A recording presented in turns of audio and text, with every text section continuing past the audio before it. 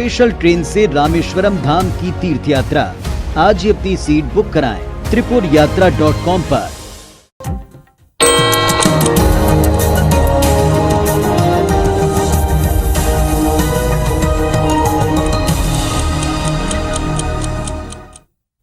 Morning prime में साथ की बड़ी बात में एक बार फिर से आप सभी का स्वागत है। शुरुआत करते हैं बुलेटिन की इस वक्त की बड़ी खबर के साथ। बलौदाबाजार जिले के सोहेला के पास बुड़गाहन गांव में बिना फाटक के रेलवे क्रॉसिंग पर सोमवार की रात एक भीषण हादसा हो गया। एक तेज रफ्तार से आती बेकाबू कार सीधे मालगाड़ी के इंजन से टकरा गई। टक्कर इतनी जोरदार थी कि इंजन कार को करीब 300 मीटर दूर घसीटते हुए ले गया।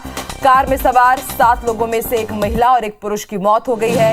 वहीं 5 लोग गंभीर रूप से घायल हुए हैं। घायलों में 2 बच्चे सहित 5 को रायपुर रेफर किया गया है। दरअसल मुंबई हावड़ा मार्ग पर भाटापारा और तिल्दा के बीच स्थित हथबंद रेलवे स्टेशन से हिरमी अल्ट्राटेक सीमेंट संयंत्र के लिए रेल लाइन गई हुई है। बताया जा रहा माल डब्बों को हिरमी के संयंत्र में छोड़कर रात करीब 9:30 बजे हथबंद लौट रहे थे।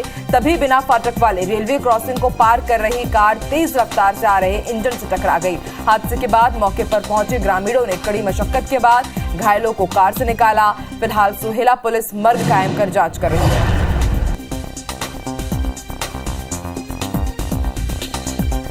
तो बड़ी खबर आपको बता रहे हैं, बलौदाबाजार जिले के सोहेला के पास ये दर्दनाक हादसा हुआ है। बिना फाटक के रेलवे क्रॉसिंग पर सोमवार रात ये भीषण हादसा। तेज रफ्तार आती बेकाबू कार सीधे मालगाड़ी के इंजन से टकरा गई और तस्वीरों को देखकर आप अंदाजा लगा सकते हैं कि यह हादसा कितना भीषण, कितना भयावह रहा होगा। इस दर्दनाक हादसे में 2 लोगों को अपनी जान गंवानी पड़ी। 5 लोग अब भी घायल बताए जा रहे हैं। उनकी स्थिति बेहद नाजुक, उन्हें रायपुर रेफर किया गया है। बताया जा रहा है कि कार में 7 लोग सवार थे। एक महिला और एक पुरुष की मौके पर ही मौत हो गई। जैसे ही ग्रामीणों ने इस हादसे को देखा, ग्रामीण वहां पर पहुंचे और कड़ी मशक्कत के बाद घायलों को कार से बाहर निकाला गया।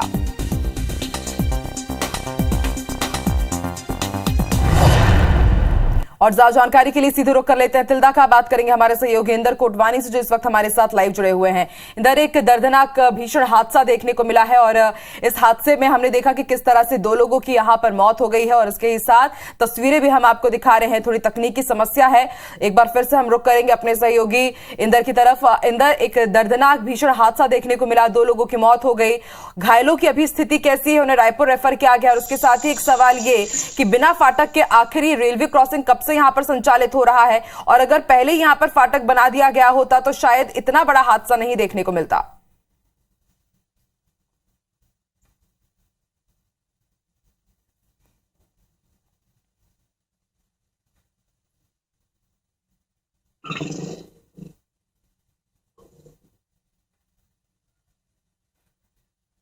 आप सुन पा रहे हैं इंदर? जी आकांक्षा जी, ये जो घटना हुई है काफी दर्दनाक है और इसमें एक ही परिवार में 2 लोगों की मौत हुई है। ये कहते हैं कि जल्दी से देर भली। कल जो घटना हुई है काफी दर्दनाक थी। प्रत्यक्षदर्शियों की माने तो कार वाले काफी तेज रफ्तार से थे और जो इंजन आ रही थी हिरमी अल्ट्राटेक से, वो भी काफी तेज थी। ऐसे ये कहा जाता है जहां मानव रहित फाटक होता है वहां इंजन ड्राइवर को लगभग 4 किलोमीटर पहले से ही हॉर्न बजाने का होता है। ये रेलवे का नियम है, लेकिन न जाने क्यों दोनों से गलतियां हुई है। इंजन वाले ने न हॉर्न बजाया और कार वाले ने नहीं देखा। जो कार है उसमें 7 लोग सवार थे और एक कोई रिश्तेदारी से पल्लाली थाना क्षेत्र के रहने वाले थे और एक सोहेला की तरफ आ रहे थे। जैसे ही ये लोग कार पार की और उधर से तेजी से रफ्तार से आ रही थी डबल इंजन, जो कि अल्ट्राटेक सीमेंट भरने के लिए खाली डिब्बों को लेकर छोड़कर लौट रही थी। और इसी बीच सोहेला के पास स्थित बुड़गाहन गांव के बिना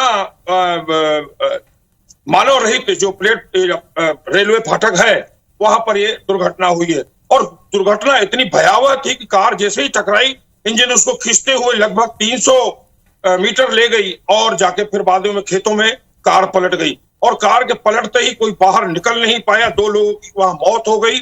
और जब गांव वालों को पता चला तो गांव वाले उधर दौड़े, लेकिन तब तक बहुत देर हो चुकी थी। लेकिन जब गांव वाले वहां पहुंचे तो जो कार का जो दरवाजा खुल नहीं पा रहा था, बाद में संभल से तोड़ा गया। बच्चों को और 5 सभी को बाहर किया गया। सभी को सोहेला अस्पताल लाया गया, जहां डॉक्टरों ने एक महिला और एक पुरुष को तो तत्काल वहां मृत घोषित कर दिया।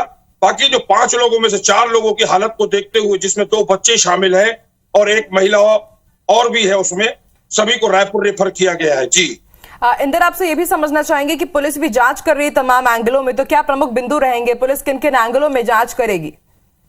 देखिए, यहाँ सबसे बड़ी बात है कि कई बार जो गुड़गाहन है, यहाँ पहली बार एक्सीडेंट नहीं है। इसके पहले भी 1-2 बार यहाँ इस तरह की दुर्घटनाएं, हादसे हो चुके हैं। गांव वालों ने कई बार मांग की कि रेलवे पर फाटक लगाया जाए या कोई ऐसा व्यक्ति वहां मुकर्रर करे जो हिरमी और जो हसबंद के बीच में जो रेलवे जो लाइन गई हुई है, ये अल्ट्राटेक कंपनी की गई हुई है और वहां से कई साल, 25 साल से भी अधिक का समय हो गया, लेकिन आज तक वहां न फाटक लगाया गया है, न कोई व्यक्ति वहां ड्यूटी पर लगाया गया है। पुलिस जब मौके पर पहुंची थी, काफी देर हो चुकी थी। अभी टीआई से मेरी बात हुई है, टीआई का कहना है कि मामले की जांच कर रहे हैं और उनका ये भी कहना था कि अभी ईश्वर की कृपा ऐसी हो कि कोई किसी का ऐसा कोई अनहोनी और कोई खबर ना आए, लेकिन जिस प्रकार जो 4 लोगों को भेजा गया है उनकी काफी हालत गंभीर है। बिल्कुल इंदर, आप भी नजर बना के रखिएगा और यही दुआएं हमारी कि जितने भी लोग आए ठीक हो जाएं, स्वस्थ हो जाएं, यही हमारी भी कामना है। शुक्रिया आपकी जानकारी के लिए इंदर। चलिए बढ़ते आगे, रुक करते हैं कुछ दूसरी खबरों की तरफ। विदिशा जिले से इस वक्त की बड़ी खबर आपको बता दें। विदिशा जिले की तहसील कुरवाई के तहत आने वाले ग्राम राजपुर में दूषित पानी पीने से 30 से ज्यादा लोग बीमार हो गए हैं, जिन्हें बिना रिफाइनरी के हॉस्पिटल विदिशा और कुछ लोगों को भोपाल भेजा गया है। दरअसल यहां ग्रामीणों को पीने के पानी के लिए एकमात्र हैंडपंप का सहारा है और इस हैंडपंप पर एक मोटर डालकर सभी घरों में पाइप के जरिए पीने के लिए पानी पहुंचाया जाता है। लेकिन भारी गंदगी और नल की कभी सफाई ना होने की वजह से लगातार पानी दूषित होता रहा और ग्रामीण इस पानी का इस्तेमाल करते रहे। लोगों के बीमार होने की जानकारी लगने पर तुरंत स्वास्थ्य अमला और पीएचई अधिकारी गांव पहुंचे। फिलहाल हैंडपंप से मोटर को निकाल लिया गया है और हैंडपंप को पूरी तरह से बंद कर दिया गया है और पानी की टेस्टिंग की जा रही है। गंदगी आ रही है, उसके पानी के जरिए से जो नल में अंदर पानी पहुंचा, उस जरिए से हम लोग बीमार हो रहे हैं। कम से कम 30 लोग बीमार हुए हैं, पूरे मोहल्ला के, जाट परिवार के और ब्राह्मण परिवार के, प्रजापत पूरे बीमार हैं। हैंडपंप को निकाल के इसमें मोटर डली हुई थी और मोटर के माध्यम से ये जाट मोहल्ले के लोग इसमें पानी पीते थे और सभी के घरों में पानी, मतलब यहाँ पाइपलाइन सभी ने डाल रखी थी, तो उसमें उसके माध्यम से आता था इसमें। और ज्यादा जानकारी के लिए बात करेंगे हमारे सहयोगी मनोज, इस वक्त हमारे साथ फोन लाइन पर मौजूद है। मनोज, दूषित पानी पीने से 30 लोग बीमार बताए जा रहे हैं, अभी उनकी स्थिति कैसी है और स्वास्थ्य विभाग क्या कुछ कर रहा है आगे? आकांक्षा, बिल्कुल 30 लोग जो बीमार हुए थे उसमें थोड़ी से कम जो रहे उनको रात में छुट्टी दे दी गई थी। शेष 15 जो गंभीर स्थिति में थे उनको भी छुट्टी दे दी गई है। और निश्चित है कि नाले का पानी, जो गांव से निकलने वाले नाले का पानी हैंडपंप के पास आता था, पूरी गंदगी थी। ग्रामीणों की माने तो लगातार वो पिछले 6 माह से उससे अधिक आवेदन देते रहे थे कि पानी में गंदगी आ रही है और जिससे लोग बीमार पड़ रहे हैं, लेकिन प्रशासन उस समय नहीं जागा। घटना जब घट जाती है, इसके बाद प्रशासन की नींद खुली है। स्वास्थ्य का अमला वहां पहुंचा था। 15 लोगों को अलग अलग स्थान, 30 लोगों को एडमिट किया गया था। कुरवाई अस्पताल है, विदिशा अस्पताल है, भोपाल भी भेजा गया था। बिना रिफाइनरी के पास में ही कुरवाई की जो अस्पताल है वहां भेजा गया था। चूंकि कुरवाई मुख्यालय से मात्र 5 किलोमीटर दूर है राजपुर, इसके बाद ये घटना घट जाती है, मुख्यालय तक कोई जानकारी नहीं रही। जब बीमार हुए लोग, उसके बाद प्रशासन जागा है और लगातार नल जल योजना का सिर्फ एक साधन था ये, उसको फिलहाल बंद कर दिया गया है। अब एग्जीक्यूटिव इंजीनियर पीएचई इस बात को कहते हैं कि जल्दी ही टेंडर करके हम नल जल योजना का सुचारू रूप से संचालन कर पाएंगे। लेकिन सुखद स्थिति है कि बहुत ज्यादा जनहानि नहीं, बल्कि यह है कि स्वास्थ्य ठीक है और छुट्टी कर दी गई उन लोगों की। शुक्रिया अपनी जानकारी के लिए मनोज।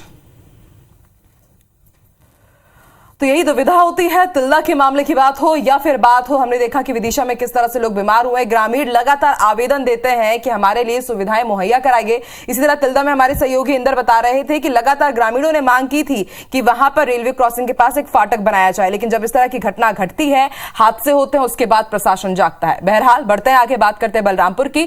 बलरामपुर में कोटराही से एकलव्य आवासीय स्कूल के 100 से ज्यादा बच्चे बीमार हो गए, जिसमें से 57 बच्चों को इलाज के लिए अस्पताल में भर्ती कराया गया। मामला क्या है, देखिए इस रिपोर्ट में।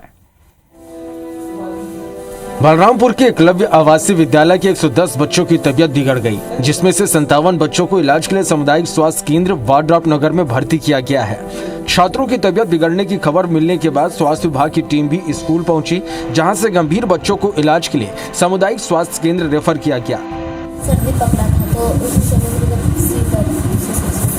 मेरे को फोन करके बताएं तो उसका तबीयत खराब है। मैं तुरंत तत्काल आया, यहाँ के चेकअप वगैरह कराया। परिजनों के साथ साथ जिला प्रशासन के अधिकारी भी अस्पताल पहुंचकर बच्चों की तबीयत की जानकारी ले रहे हैं। 55 बच्चे जो थे वो सिविल हॉस्पिटल वाड़प नगर में लाए गए थे जिसमें से 26 बच्चों को अभी हम लोग ऑब्जर्वेशन में रखे हुए हैं। उसमें अभी जांच के बाद टाइफाइड बहुत लोगों ने निकला है।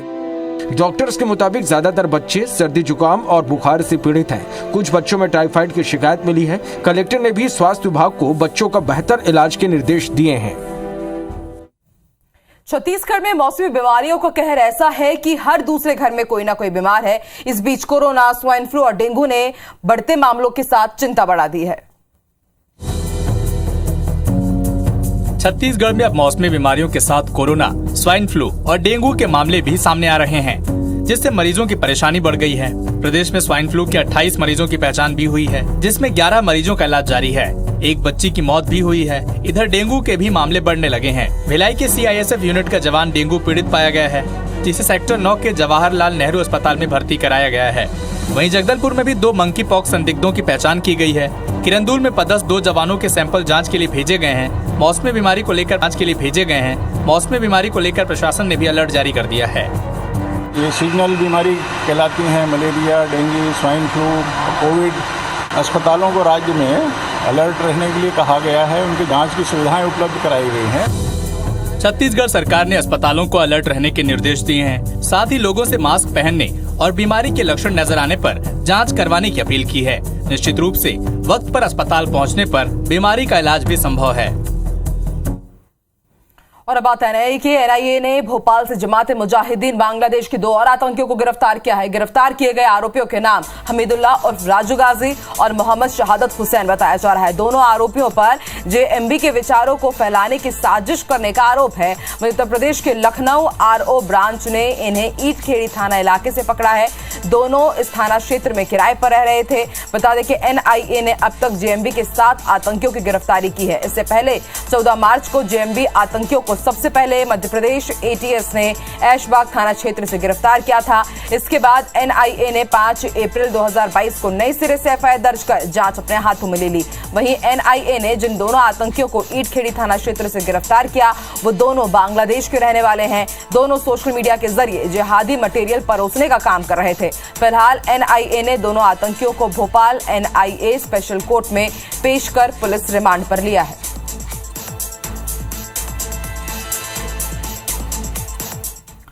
बस्तर में नक्सलियों के खिलाफ सुरक्षा बलों को बड़ी कामयाबी मिली है। बस्तर के 8000 वर्ग किलोमीटर क्षेत्र को नक्सल मुक्त करवा लिया गया है। यह दावा किया है बस्तर रेंज के IG सुंदरराज पी ने। बस्तर में नक्सलियों से लोगों का मोह भंग हो चुका है। जिन इलाकों में नक्सलियों की तूती बोलती थी, उन इलाकों में पुलिस का नेटवर्क काम कर रहा है। बस्तर पुलिस ने 48 महीने में 43 नए कैंप और थाना बनाए हैं। कांकेर से लेकर सुकमा और बीजापुर जैसे संवेदनशील क्षेत्रों में भी नक्सलियों में सड़कों का जाल नए सिरे से बिछाया जा रहा है। ये दावा किया है बस्तर IG ने। 43 से अधिक नवीन सुरक्षा प्रारंभ की गए थे। इन सभी सुरक्षा कैंप अपने आप में एक समग्रित विकास केंद्र के रूप में काम करते हुए काफी महत्वपूर्ण भूमिका निभा रहा है। नक्सलगढ़ में अब आंगनबाड़ी और स्कूल खोले जा रहे हैं। बस्तर का 8000 वर्ग किलोमीटर क्षेत्र नक्सली जंगल से आजाद हो चुका है। विगत वर्षों में बस्तर संभाग के अंतर्गत 8000 से अधिक स्क्वायर किलोमीटर इलाका में जो नक्सल गतिविधि के ऊपर काफी प्रभावी रूप से अंकुश लाया गया है। बस्तर पुलिस की ये कोशिश सराहनीय है। बस्तर में भी छत्तीसगढ़ के दूसरे इलाके जैसे विकास की बयार बहेगी। विश्व आदिवासी दिवस के मौके पर आज मुख्यमंत्री भूपेश बघेल रायपुर और बिलासपुर में आयोजित कार्यक्रमों में शामिल होंगे। सुबह 11 बजे मुख्यमंत्री निवास कार्यालय में वीडियो कॉन्फ्रेंसिंग के जरिए कार्यक्रम आयोजित किया गया है, जिसमें CM भूपेश बघेल सभी जिला मुख्यालय के कार्यक्रमों में जुड़ेंगे। इस दौरान वो विशेष रूप से संरक्षित जनजाति आवेदकों को शासकीय सेवा में नियुक्ति पत्र देंगे। प्रयास और एकलव्य विद्यालय के छात्रों का भी सम्मान होगा। इसी के तहत अनुसूचित जनजाति के हितग्राहियों को व्यवसाय के लिए लोन दिए जाएंगे। इस कार्यक्रम के बाद CM भूपेश बघेल दोपहर 12:15 बजे रायपुर के दीनदयाल उपाध्याय ऑडिटोरियम में आयोजित आदिवासी सम्मेलन में शामिल होंगे। फिर दोपहर 3 बजे बिलासपुर के साइंस कॉलेज ग्राउंड में आयोजित कार्यक्रम में भाग लेने पहुंचेंगे, जहां से CM भूपेश बघेल शाम 5 बजे रायपुर लौटेंगे।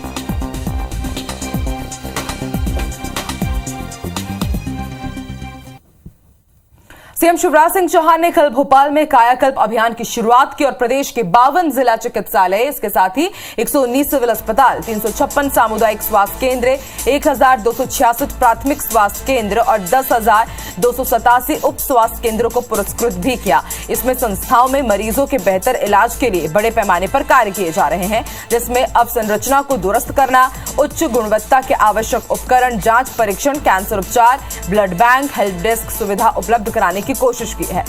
कार्यक्रम में सीएम शिवराज सिंह चौहान ने कहा कि मध्य प्रदेश के सरकारी अस्पताल निजी अस्पतालों से बेहतर सुविधाएं उपलब्ध करा रहे हैं। ढेरों शुभकामनाएं। तो वो जन भागीदारी भी आप लाने की कोशिश करें। जो उपकरण हमारे आ रहे हैं वो समय सीमा में लग जाए, उनका ठीक से उपयोग हो जाए, मरम्मत, टूट फूट, सफाई की व्यवस्था, ये सब युद्ध स्तर पर आप करके अस्पताल को ऐसा बना दें कि प्राइवेट अस्पताल से कहीं भी हम कमतर ना हो। बहू और उसके परिजनों की प्रताड़ना से तंग आकर दो बुजुर्ग बहनों ने ग्वालियर के एसपी ऑफिस में जमकर हंगामा किया।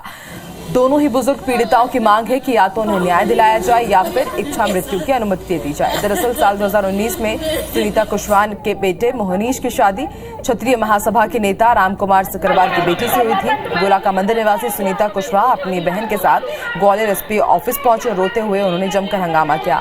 सुनीता अपने हाथ में एक पैम्पलेट ली हुई थी जिस पर इच्छा मृत्यु की अनुमति दिए जाने की मांग लिखी थी। बुजुर्ग ने अपनी पीड़ा सुनाते हुए बताया कि शादी के बाद से उनकी बहू और उसके पिता रामकुमार सिकरवार ने उनका जीना दुश्वार कर दिया है। वो उनके मकान पर कब्जा करना चाहते हैं। सुनीता का आरोप है कि रामकुमार के साथ उनके साथी कांग्रेसी नेता अशोक सिंह तोमर भी शामिल हैं। पुलिस ने शिकायत मिलने के बाद दोनों पीड़िताओं को जांच कर कार्रवाई करने का आश्वासन दिया है। अब तो इच्छा मृत्यु चाहिए बस। संपत्ति के लिए किया जा रहा है, सब कुछ संपत्ति के लिए किया जा रहा है। घर पर सब लूटपाट मचा दिए। बहुत परेशान हो चुके हैं। बहुत मारते पीटते, बोलते नाच के दिखा। जो बहू है और उसके घर परिवार वाले और कुछ अज्ञात गुंडों के साथ उनको बहुत ही थ्रेटनिंग देते हैं, उनको मार डालने की धमकी देते हैं, जो वो काफ़ी ही अनसेफ महसूस करते हैं। हम तुरंत ही इसमें जांच शुरू करेंगे और हम पूरी सुरक्षा देने का कोशिश। बहुत ही थ्रेटनिंग देते हैं, उनको मार डालने की धमकी देते हैं, जो वो काफ़ी ही अनसेफ महसूस करते हैं। हम तुरंत ही इसमें जांच शुरू करेंगे और हम पूरी सुरक्षा देने का कोशिश करेंगे। और इसी के साथ इस बुलेटिन में फिलहाल इतना ही। देश और दुनिया की तमाम बड़ी खबरों के लिए आप IBC 24 देखते रहिए और आगे देखिए छत्तीसगढ़ी भाषा का खास बुलेटिन हमर बानी हमर गोठ। मेरी सहयोगी रचना नितेश के साथ मुझे दीजिए इजाजत। नमस्कार।